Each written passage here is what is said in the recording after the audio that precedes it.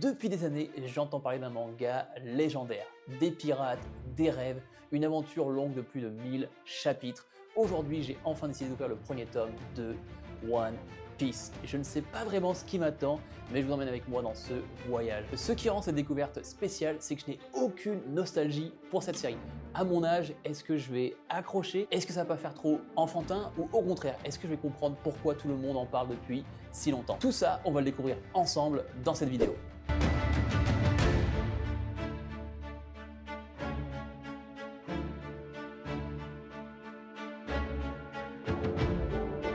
Je viens de terminer le premier tome de One Piece et honnêtement, j'ai été agréablement surpris. Je ne m'attendais pas à aimer autant. Dans ce premier tome, on découvre Monkey D. Luffy, un garçon qui rêve de devenir le roi des pirates. Il mange le fruit du démon, Gum Gum, qui rend son corps élastique. Grâce à ça, il peut étirer son corps comme il veut et il devient presque invulnérable aux coups, aux armes et même aux balles.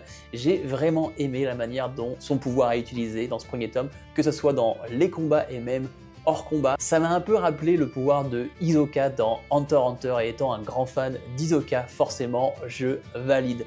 Pour devenir le roi des pirates, Luffy doit se former un équipage. Et dès ce premier tome, on le voit déjà commencer son recrutement. Il rencontre notamment Zoro. Même sans avoir lu ou vu l'animé, je connaissais déjà le personnage, le mec qui se bat avec 3 sabres, dont un dans la bouche. Franchement, c'est stylé. J'ai bien aimé aussi sa petite backstory et ses motivations. Si j'avais repoussé One Piece jusqu'à là, c'est parce que j'avais peur de son côté trop enfantin. Mais au final, dans ce tome 1, c'est pas du tout le cas. Il y a des morts et même quelqu'un qui perd un bras. Rien d'enfantin là-dedans. J'ai aussi beaucoup aimé les dessins, ça ne fait pas vieux. Le chara-design est très cool et on sent déjà que l'univers est riche. Même dans un seul tome, on croise plusieurs équipages et ça donne vraiment l'impression d'un monde vivant. Le tome m'a pris environ 45 minutes à lire et quand je pense qu'il y a encore 110 tomes à lire, j'ai encore un énorme voyage devant moi. Mais si l'histoire continue sur cette lancée, j'ai trop hâte de lire la suite et j'ai vraiment envie d'enchaîner le tome 2. Je suis hype. Je viens de finir le volume 2 et j'aime toujours autant. Dans ce volume, on fait la rencontre de notre premier vrai méchant pirate, Baggy le clown. Déjà, j'adore sa page d'introduction, tellement badass et son chara-design est vraiment réussi, je trouve. Oda, il est trop fort pour tout ce qui est ses personnages, ses pages d'introduction, comme ces moments d'intensité. Ça te reste vraiment gravé dans la tête. Tout l'équipage de Baggy est sur le thème du cirque et c'est vraiment marrant. Et puis on découvre enfin Nami. Je ne m'attendais pas du tout à ce que son objectif soit de voler les pirates. J'aime beaucoup ce rôle un peu filou plutôt que de simple fan service qu'on voit parfois. D'ailleurs, 2 tomes sans fan service, ça fait du bien. On a aussi des combats très sympas, de belles mises en scène, pas mal de destruction. J'ai vraiment hâte de lire le volume 3 pour la suite des combats.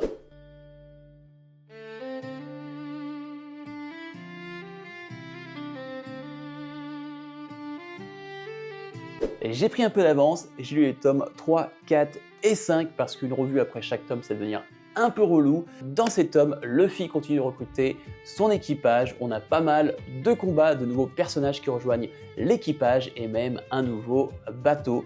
Dans le tome 5, on arrive à la fin d'un gros combat et surtout sur la fin, on découvre le bateau restaurant, le Baratie. J'ai vraiment rigolé. J'adore l'humour dans One Piece. C'est toujours de la surenchère complètement débile, mais moi ça me fait rire. À chaque fois, je pense vraiment que les 12 premiers tomes du premier arc de One Piece va vraiment se focus sur la constitution de cet équipage et puis après on va prendre la mer pour Redline si je ne me trompe pas. Je vais continuer ma lecture avec le tome 6 et vous faire une petite update dès qu'il y a un truc intéressant à dire.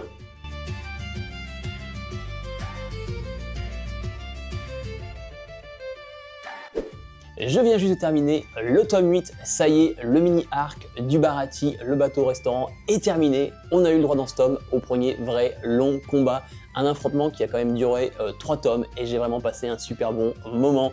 Les combats sont vraiment cool dans One Piece, c'est dynamique, il y a toujours un max de destruction. Je commence aussi à vraiment aimer le délire des équipages et des pirates. Chaque personnage a vraiment une personnalité très marquée et des convictions à lui et la dynamique du groupe me plaît beaucoup. À la fin du tome 8, on commence à avoir les hommes poissons. Je pense que ça va partir en freestyle complet.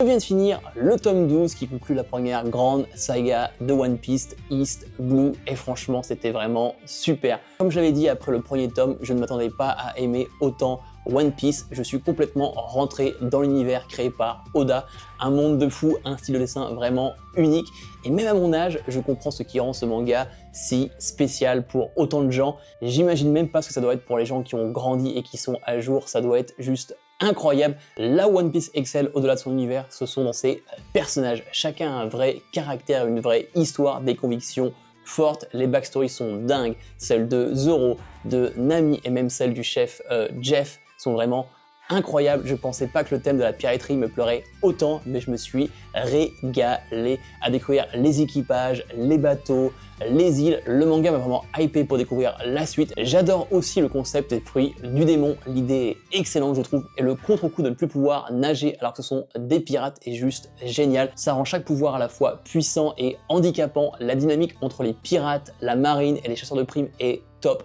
Les combats sont vraiment variés entre armes classiques, pouvoir du démon, affrontement d'équipage. On s'ennuie jamais dans One Piece. Le dessin aussi est vraiment bon et Oda a une imagination incroyable pour créer autant de personnages différents. Gros coup de cœur pour les hommes poissons, l'arc de Arlong Park était énorme, j'ai adoré, celui de Long Time aussi. Les mises en scène avant et pendant les combats sont juste incroyables, ça donne vraiment tellement de frissons, et en seulement 12 tomes, il y a déjà énormément de moments mémorables. Le seul petit défaut que je pourrais trouver, c'est que parfois les fonds sont blancs, ça fait vraiment vide, mais honnêtement, à part ça, j'ai rien à dire. On comprend bien le schéma de One Piece, nouvelle île, nouveau méchant, combat contre le méchant, on gagne, on recommence. Mais grâce à l'imagination de Oda, chaque île et chaque ennemi garde le tout fun, même si on devine la structure. On verra bien si je pense pareil après 110 tomes, mais pour l'instant, je m'éclate. Au final, j'ai enfin commencé One Piece et je comprends pourquoi il y a autant de gens qui l'adorent. En seulement 12 tomes, j'ai déjà tellement de moments mémorables, des mises en scène incroyables, des combats, de l'amitié. J'ai vraiment adoré cette première saga. Je vais continuer ma lecture de One Piece saga par saga. Dites-moi en commentaire si vous êtes intéressé par des vidéos saga par saga où je rentre un peu plus, je détaille, je raconte aussi un peu des spoilers, mes réactions par rapport aux événements. Dites-moi ça aux commentaires, comme d'habitude. Aime cette vidéo, partage-la, abonne-toi à la chaîne si ce n'est pas encore fait. C'était Erdaxel, on se voit dans la prochaine vidéo. Peace!